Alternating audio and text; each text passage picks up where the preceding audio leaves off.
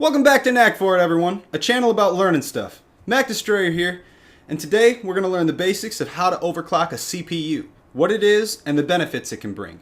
Overclocking CPUs has been going on for a very long time, since the mid to late 80s, so there's obviously some practical reasons for it or just simply wouldn't be a thing.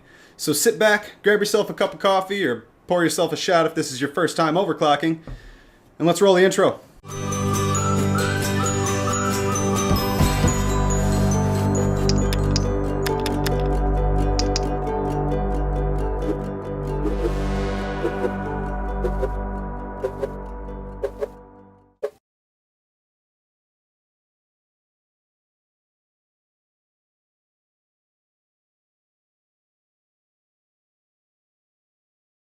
A simple explanation of overclocking is the forced increase of performance over stock capabilities, similar to boring out the engine of your car to make it go faster. Thankfully, there are no CPU speed limits for us to abide by. Where we're going, we don't need roads. More in-depthly explained, overclocking is increasing the frequency in which the processing unit is performing at above what's set by the manufacturer by increasing either the ratio or the multiplier, as well as increasing the voltage that the CPU receives in order to remain stable while at its overclocked frequency. This is possible due to small imperfections in the silicon that arise during the manufacturing process. Because of this, there are small variations in each chip's performance. This is commonly referred to as the silicon lottery. The manufacturer tests each chip and sets all chips in a specific family to the highest stable frequency of the lowest performing chip, in a sense. Though some of them may perform at higher capabilities, they are all set to a baseline for performance assurance. This is actually just a logical thing to do if you want to be a reputable company. Never overpromise and underdeliver. Some chips are better than others, and it's by complete happenstance, so your CPU may not even actually be overclockable at all. Also, some chips are locked and don't even allow overclocking. This is set by the manufacturer. Some manufacturers make you pay a little bit more for an unlocked chip. Intel. So check the specs of your CPU to see if it's even a possibility for you to overclock it. And not only are there non-overclockable CPUs, but there are also non-overclockable motherboards. Some motherboards just don't have the feature that allow you to do it, so make sure you do your research on the hardware you buy before you get all this going. So before you stumbled upon this video, you may have looked into overclocking a little bit and heard some negative things, such as you might melt your CPU or burn down your entire house or fry everything that's connected to your motherboard. This just isn't true. For the most part, overclocking is pretty simple and relatively safe. Just don't go too high at clock speeds. Watch the temps and you'll be fine. The one big con that is involved is heat. Heat, heat, and more heat. More power equals more heat, and more heat equals lower lifespan of hardware, so keeping it cool is very important. Each CPU version has a different thermal limit. When these temps are exceeded, you can damage things pretty badly. The stock cooler that comes with your CPU usually will not be enough to overclock, at least not seriously. So be sure you have sufficient cooling before even trying to overclock. I have a Kraken X62, which is an AIO water cooler. It's a little bit overkill for what I'm doing, but if I ever want to go any higher than what I'm doing, I'm going to need some overkill. As far as the benefits go though, there's only one, and it's totally worth it. Performance gain. Ricky Bobby would totally do it.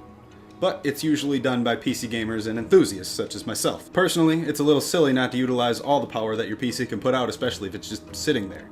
Games and programs run a lot better, and in cases such as mine, the productivity improvements are a godsend. Editing and rendering video and audio can take quite a while, a long while.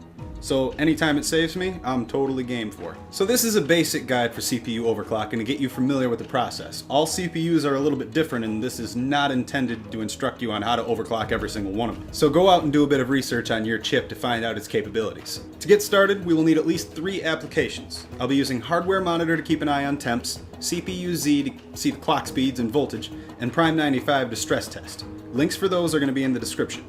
Once you've obtained these, open all 3 applications. In Prime 95, run a small FFT's stress test for 10 to 20 minutes just to see what the base temps are.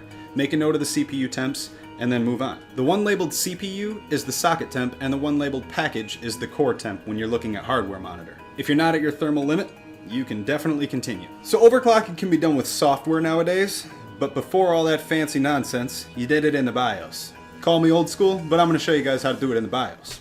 To get there, you just have to restart the PC and then press and hold the delete button as it boots. Now before we can actually overclock anything, we need to shut off anything that is automated with the CPU and the voltage, so we can manually tune.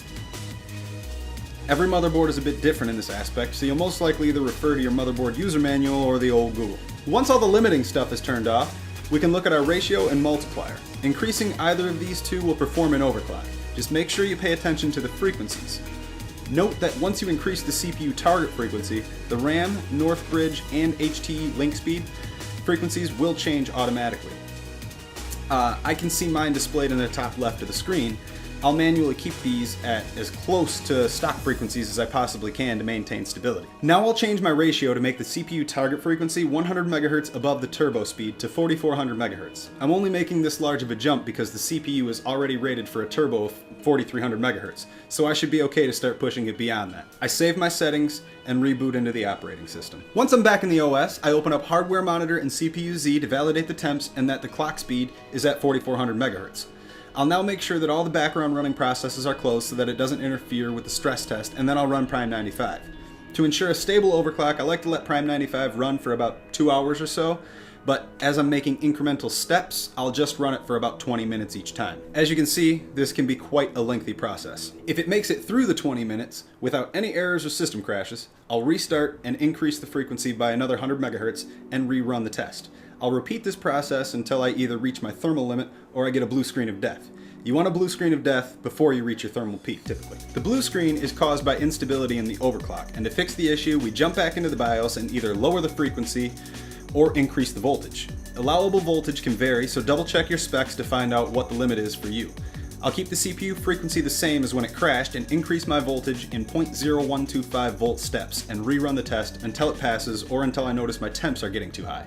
If temps remain low and I gain stability, I'll continue to increase the frequency of the CPU by 50 MHz and the voltage by 0.0125 until I reach an unwanted amount of heat and back it down a little. Run the stress test for a couple of hours to ensure stability, and you're finished. I decided to keep the CPU around 4600 MHz and stock voltage due to heat. It crashed at 4.7 and I could very well just increase the voltage a touch and get it running smoothly again. But it's summertime and it's quite hot outside, so I'm perfectly content with where it's at for a 24/7 operation. So that's the basics of overclocking a CPU. This was obviously an AMD focused lesson, but the basic principles apply to Intel chips as well. In the next video, I show you how to overclock a GPU. Ricky's gonna love this one. Thank you for watching, everyone. I truly appreciate it. Leave your comments, questions, and concerns below. Subscribe to the channel if you haven't already, and if you want to learn more wonderful stuff, hit the like or dislike button and share it if you think somebody else might enjoy it. Thanks again, everybody, and have a good one.